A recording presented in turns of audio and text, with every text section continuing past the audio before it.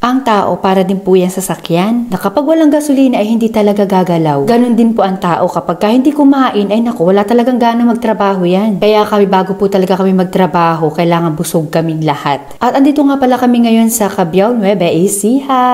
At ngayon nga po namin i-deliver yung sofa nila Makimoto and Mrs. Makimoto. Bali yan po yung kinuha namin nung nakaraan sa kanila na sofa na nakapabric po. Ngayon po ay ginawa na namin leather. At dumadami na nga po yung mga clients ko po na ganito. Old client na pinapaleather na lang po talaga yung mga set nila. Lalong-lalo na po ang sofa. Kaya sa mga nakaline up po sa amin, kung hindi pa namin nasisimulan po ang mga sofa ninyo, ay mag-PM na po kayo kung gusto nyo rin pong ipa-leather. At wala nga po pala ang may-ari ng bahay ngayon dahil mga content creator din po sila kaya sobrang busy rin po talaga nila. Anyway, okay lang po yan kasi makikita naman nila soon yung kanilang mga sofa dahil andito lang naman din po sila sa Pilipinas. At yung pinakamagandang leather na nga rin po ang ginamit namin dito, yung mukha siyang tela pero leather po yan. At ito nga po yung pinakamahal na leather na ginagamit namin ngayon. Napakarami na rin po namin ginawa ng ganito. At dahil nga po leather na po siya kaya finish na po namin yung pinakang foam niyan. Para hindi na rin hassle sa mga gagamit. Pinesto na nga namin yung set na yan para kahit paano pagdating ng may-ari, okay na, gagamitin na lang po. At plano nga pong iparenovate ng may-ari itong bahay nila, kaya abangan nyo po yan. Dahil plano po namin maglagay ng curtain dito. Hindi ko nga lang po alam kung kailan. Ayan, malapit nang matapos. Tingnan natin kung gaano kaganda yung naging outcome.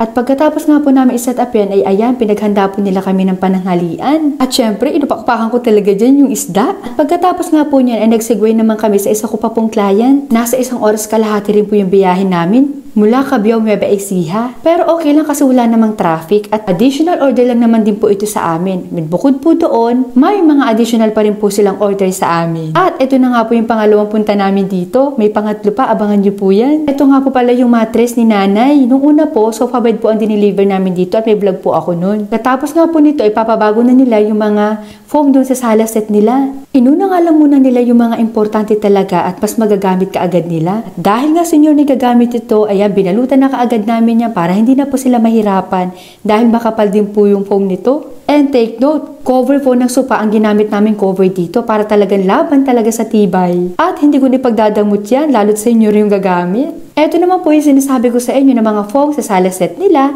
Napapalitan din po namin ng cover and bukod po doon, i-upgrade po namin yung pinaka-foam. Dahil talagang nagpa-powder na rin po yung foam nito pero pwede pa rin naman siyang patungan. At talaga nang humihingi na ng hustisya yung cover nito mga sis. Tingnan nyo naman Kaya hindi na rin talaga nagpatumpik-tumpik pang may-ari na talagang palitan na to. Pagagandahin talaga namin to kaya abangan nyo po yan sa mga video nga i-upload ko. At ito nga pala po yung unang order nila sa amin, yung sofa bed. Ayan. Napakaganda nito kapag kami family bonding. At pagka-uwi nga namin sa bahay, ito naman yung ipapadala ko sa inaanak ko na grabe. February na, ngayon pa lang namin maipapadala talaga sa kanya. Anyway, alam ko maiintindihan kami ng inaanak namin at napakaganda ng sofa na yan for kids. Sa mga gusto pong umorder, PMS Daki, marami pong kulay ang pupwede dyan. Talagang matutuwa naman ang mga anak ninyo yan. Lalo na kung deserve ng anak mo na regaluhan ng ganyan, huwag mo nang ipagdamot mga sis. At bago nga po maghapon, isa pa ito sa mga deliver namin, side table. At ipapadala naman po namin to sa Cainta Rizal. Shoutout po kay Madam Angelita Villanueva. Ito na po yung kanyang side table. At pagkalipas naman po ng 2 araw, ito naman po ang biyahe namin ng Bolinao, Pangasinan. Ang aga po niyan, alas 4 pa lang po ng madaling araw. Para kahit papano ay mga 12 ng tanghali ay nandoon na po kami sa Bolinao. At masaya po yung biyahe namin dahil wala pong traffic. And bukod doon, ang ganda po ng panahon, hindi mainit, hindi maulan. At syempre, hindi pwedeng hindi kayo mag-aalmusal dito. At madalas nga po kami kumakain dito sa May Kamilim. May karamihan po kami ngayon chillers dahil nga po mga 5 to 6 days po kami doon. Mag-i-install po kasi kami doon ng mga curtain at ikakabit na namin yung mga blinds na iniiwan namin. Napakarami na po order niya sa amin. Kung hindi ako nagkakamali, mahigit 1 taon o magdadalawang taon na po yung unang deliver namin na hindi pa namin na-set up. Dahil patapos na po yung kanilang dream house, kaya babalik na kami at set up na namin yung mga furnitures ng unang in-order nila sa amin. Bukod po doon ay ikakabit nga namin yung mga curtain. Malapit na rin po kasi umuwi ang may-ari ng bahay. Wala nang 1 linggo, andito na sila. At andito na nga nga po kami sa kanilang dream house, dumating po kami ng mga 12:30 ng tanghali. At ang ganda ng gate sliding, taray. At sa laki ng parking nila, tingin ko kaya dito kahit 3 bus or higit pa. Nakakatuwa lang talaga at nakakaalis ng pagod kapag nakikita mo may pinagpapaguran mo, pinupundar mo.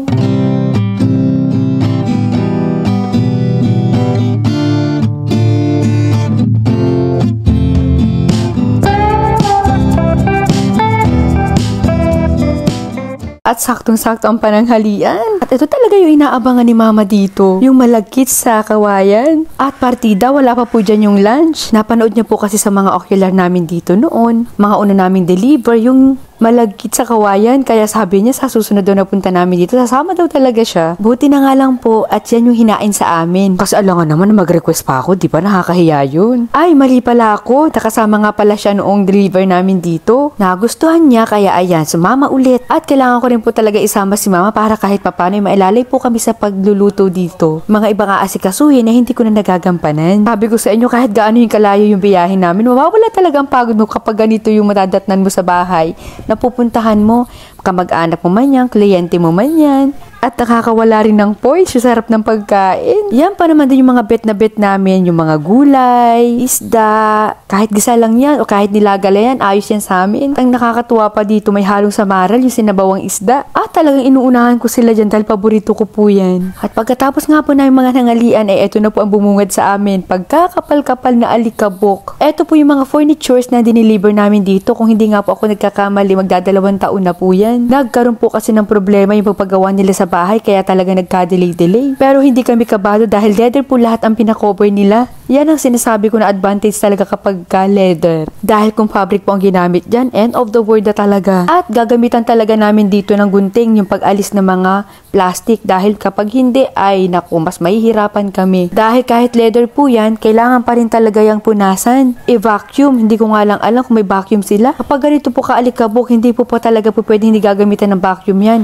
Kasi lilipad lang po ulit ang mga alikabok niyan. Kaya nga nung makita ko yung sitwasyon ng bahay nila ay nakukukusa na talaga kami dito. Tutulong na kami sa paglilinis. Biruin mo tong headboard na to, akala ko nagmapa na yung leather, yung pala, alikabok pala yan. Yung pagkakakapal ng alikabok dito, talo pa yung may sumabog na bulkang mayon. Kaya napakahirap talaga magpagawa ng bahay pagka wala kayo dito sa Pilipinas. Katulad na lang nito nila Sisbet. Nako, napakarami naging problema ng bahay na to. At dito nga kami magi-stay sa master's bedroom. Ito yung kwarto nila Sisbet. Dito po kasi may pinakamalakas na tubig, lalo na yung bidet nila. Tulad na ng mga bintahan ng to, kailangan po yun i-vacuum, linisin muna bago namin ikabit ang mga curtain or blinds. Kaya lang, nung malaman ko wala silang vacuum dito, ay kinausap ko kaagad si Sisbet. Kaya agad-agad kami nagtanong kung saan pwede makabili talaga ng vacuum dahil hindi po pwede magdudumi po ang mga curtain nila kaya kailangan muna namin linisin. At mag-aalas 3 na nga ng hapon ay agad kami bumiyahe para bumili ng vacuum. Kaya lang napakalayo, halos 1 oras kalahati ang biyahe, higit pa. At kabado ako dahil yung unang pinuntahan namin ay wala doon yung vacuum na gusto ko. Take note chillers ha, ang hirap din po bumili ng vacuum na maayos. Buti na nga lang at may nagturo sa amin na mayroon pang ibang mabibilhan. At ito nga po yung shop vac. 6,930 pesos po yan. At may mas maliit pa dyan kaya lang yung medium na yung binili ko dahil may kalakihan po yung bahay. At bukod nga po sa vacuum ay bumili na rin kami ng iba pa namin gagamitin sa paglilinis. Pero syempre pinatesting muna namin to para masigurado namin talagang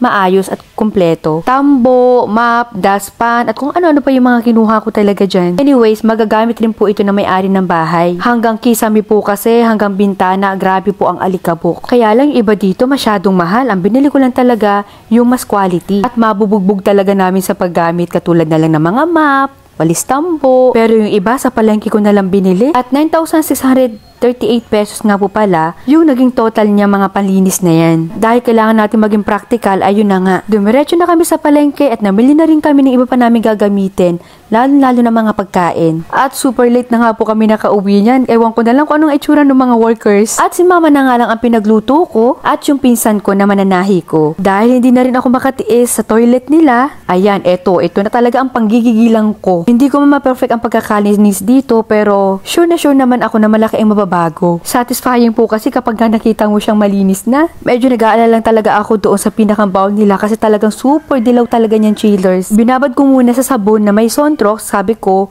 kapag hindi talaga natanggal, gagamitan ko talaga to ng muriatic. Pati yung buong inodoro, lahat po talaga yan. Ibinabad ko muna sa sabon na may Sontrox. And after 5 minutes, saka ko po siya binalikan. Alam nyo, yan talaga po yung pinakang tinitingnan ko kapag pumupunta ako sa isang bahay. At gusto-gusto ko talagang pinupuntahan yung toilet. Super nare-relax po kasi ako kapag malinis, mabango at maayos. Alam nyo ba, malalaman talaga kung talagang malinis ka sa loob ng bahay o sa iyong tahanan. Hindi sa sala hindi rin sa kusina.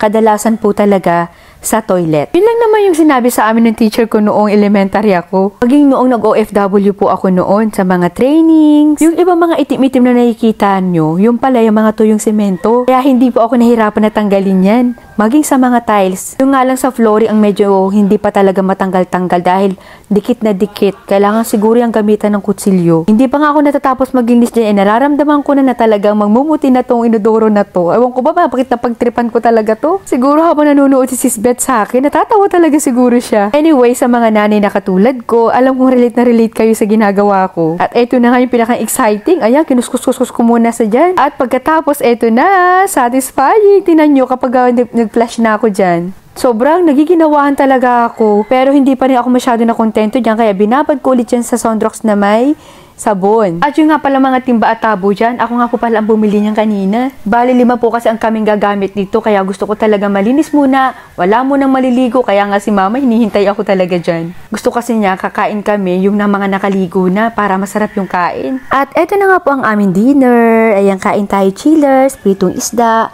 paksiw, at saka syempre rice. Ang sasariwan ng mga isda dito kahit hapon na. Kaya kahit isda yung tinanghalian namin kanina, ay isda pa rin talaga yung binili ko ngayong gabi. Kinagabihan ay pinili na lang namin matulog dito sa pinakamalaking terrace nila. Sama-sama kami dito. Hindi po kasi kaya ang init sa mga kwarto. May mga aircon naman, kaya lang po wala pang supply ng kuryente. Para talaga kami dito mga nagbabahay-bahayan. Ang saya. Mas mahangin po kasi dito. At nilabas na nga lang namin dyan yung isang bed. Pero yung mga boys, balat lang yung sapi nila. At may mga dala rin po kami mga electric fan. Magkakatabi na nga lang kami dyan ni Mama, ni Jessa. Sabi ko sana wala lang talaga naglalawi at malakas humilik. So paano chillers, hanggang dito na lang muna. Sana po ay nag-enjoy kayo sa panunood at sa mga gusto pong umorder, nasa screen lang po ninyo ang aming contact number.